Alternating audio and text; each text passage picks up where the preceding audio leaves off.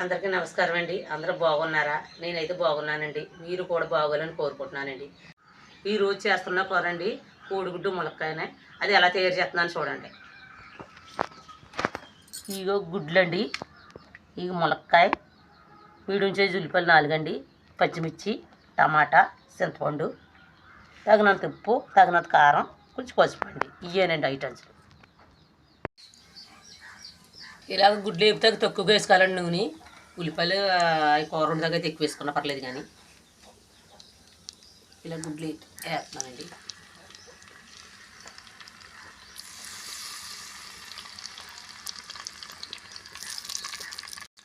ఇలా గుడ్లు పసుపు రాసుకుంటే విడిపోవండి, అందుకని పసుపు రాశాను.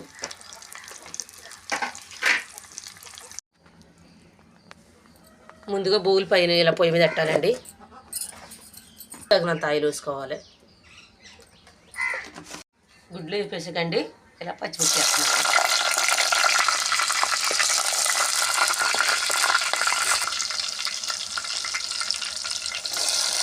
ఇలా ఉల్లిపాయలు వేస్తున్నానండి.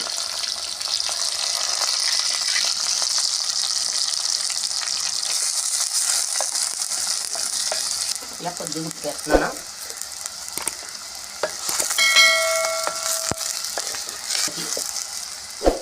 ఇలా 2 నిమిషాలు ఉంచుదాం. ఉప్పు టమాటా వేస్తున్నానండి. 2 నిమిషాలు అలా ఉంచుదాం. ములక్కాయ వేద్దామండి.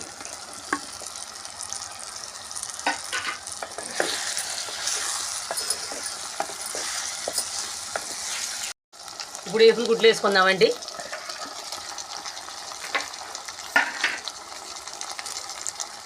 అలాగే తగినంత కారం,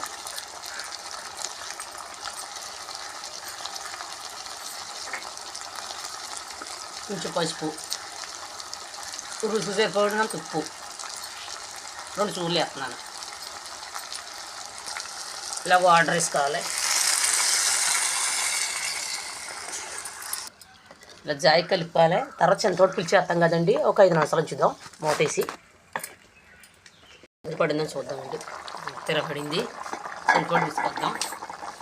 తీసేసానండి ఆల్రెడీ.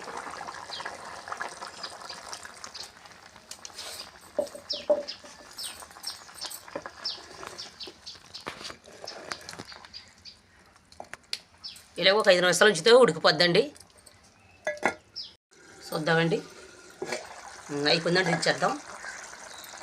ములక్కాయ పులుసు ఇలా పులుసులాగా ఉండాలండి. కొంచెం కొత్తిమీర వేద్దాం.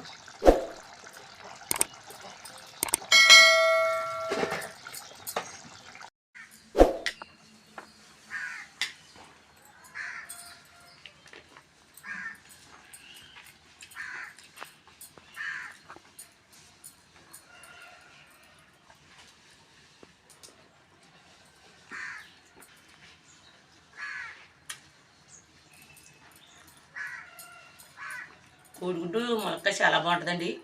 మీరు కూడా ట్రై చేయండి.